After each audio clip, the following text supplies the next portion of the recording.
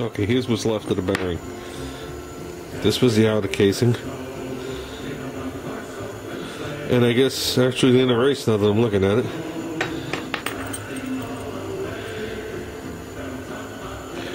I told you, when this bearing totally, there's the inner race. When this bearing totally failed, me and Junior are about, I'm going to guesstimate, 2.5 miles from the house. And there was no way I was walking back. I put all my weight on the front tire and limped this thing back. So, I think we even rubbed the tank a couple of times. I see a shiner. See, Ruben still got the governor stuff on here.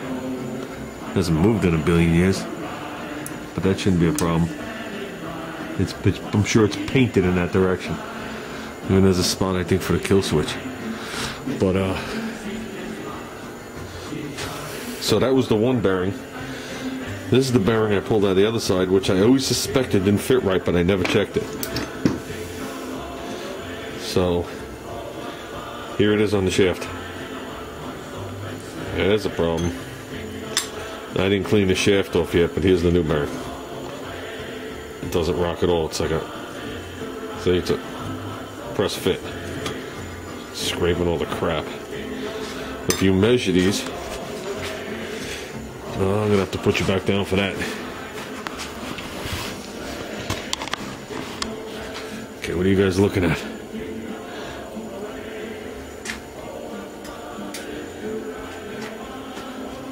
I don't know if we're in the screen or not, but if we are, this is 667 thousandths, the inner bore. The new bearing is 624 thousandths. So it's 43 thousandths smaller. That's a lot. That's a big spark plug gap. So this will fit on the shaft nicer. This will just right off the bat will make the tire stop from rocking. So there is a little damage to the rim where it spun around on the other side, but I think we'll be good there. It was already drilled once. Somebody drilled it to press a bearing out or something. I don't know what they did. I don't know if I want to know. So I'll press these bad boys in, see what we got. Make sure it's all clean in there.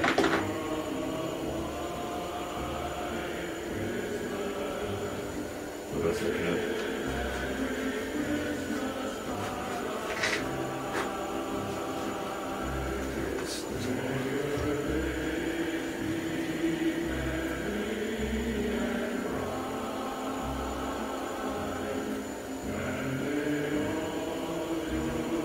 Actually, I'll try pressing this side first.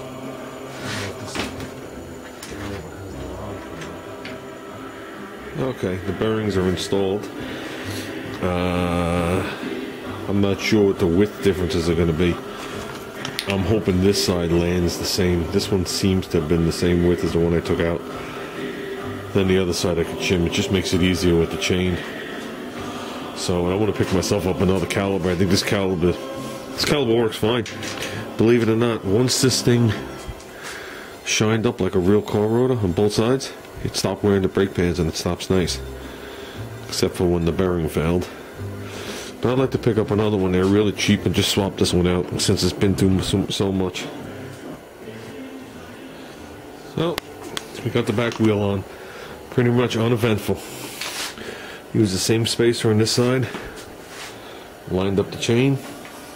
Use the same spacer on this side, which I could just turn a little bit, see?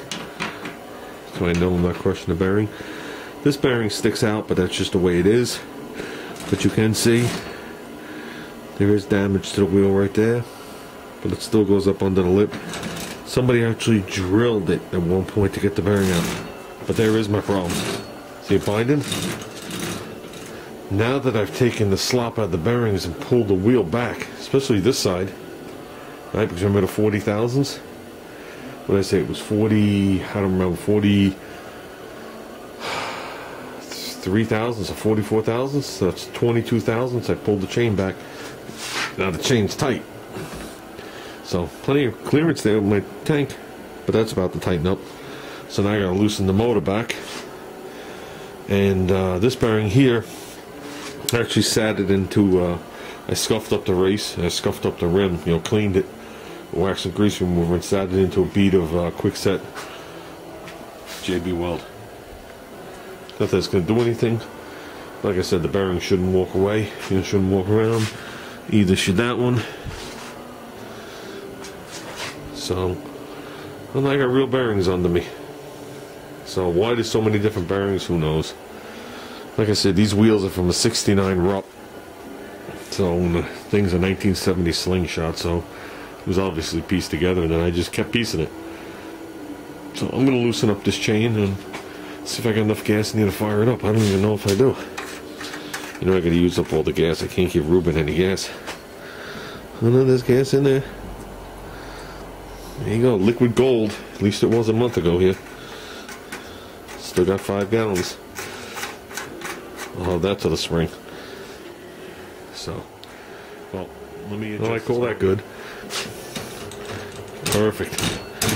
I learned one thing: when you got the thin number 35 chain, unless you start running idler pulleys, don't leave it too loose.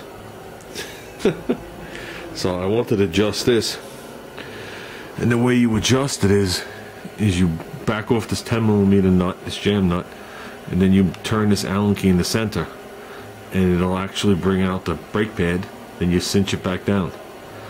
Okay, but I don't know where my Allen keys are, so Junior must be using them for something, who knows. So I mean, it's still working. But I figured while I was working on it, I might as well tweak it all. So, well, let's see if we can give this thing a fire up. Cold start.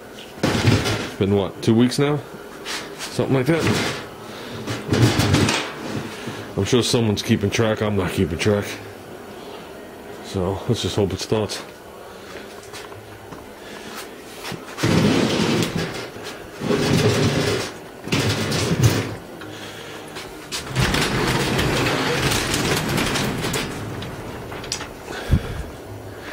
Okay.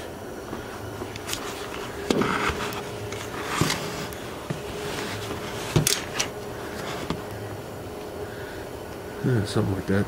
Obviously a lot of dust on my lens. I'll leave it like that for now, it's good. Turning off this heater. There you go.